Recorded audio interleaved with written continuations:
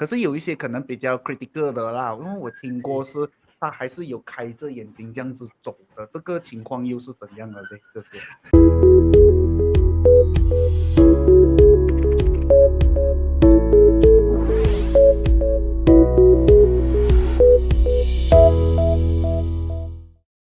在第六的情况呢，就是昏沉。昏沉，最后回的阶段嘛，就是昏沉了。其实第一个就是我们讲精神错乱那个，我忘记讲，其实那是零的开始。精神错乱可以在这个情况，精神错乱是可以在1、2、3、4这个阶段都发生的。哦，就随时1、2、3、4，第5是回光返照嘛，讲对吗？对，第5是回光返照所以1、2、3、4是可以在精神错乱中度过的。1、2、3、4，对，然后第5回光返照，他忽然间精神，然后呢，第6呢就忽然间就是他开始昏沉了。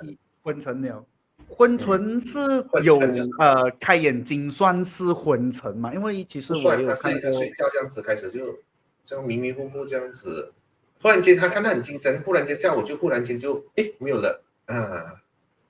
哦，就是昏沉的一种来的。可是我看过有一些睡去了，明白。可是，一般上睡去就是关眼睛嘛。可是有一些可能比较 critical 的啦，因为我听过是他还是有开着眼睛这样子走的，这个情况又是怎样的嘞？哥哥？比较少啦。其实，比如说我看了这样多年，很少会有开着眼睛去的，趋势是被掐死的那种就会有，不可能啦。明白，了没有解了。开着眼睛，很少的看，他是半开，他半开是因为他没有力关眼睛，那个可能。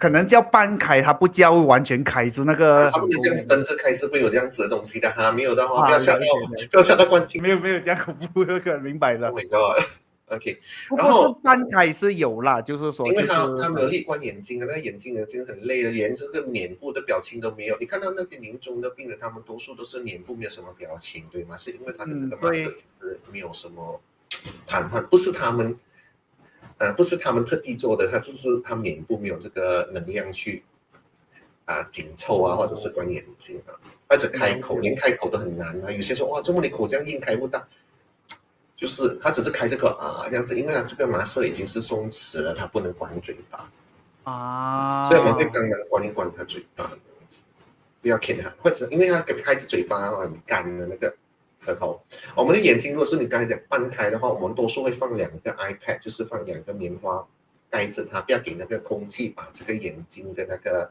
外面那个眼角膜干掉会弄伤眼睛所以我们平常都会把他病人如果下临终时，如果差不多昏沉的时候，我们都会把他眼睛关掉，就好像你刚才讲半关的我们会放个 pad 这样子给他湿润的。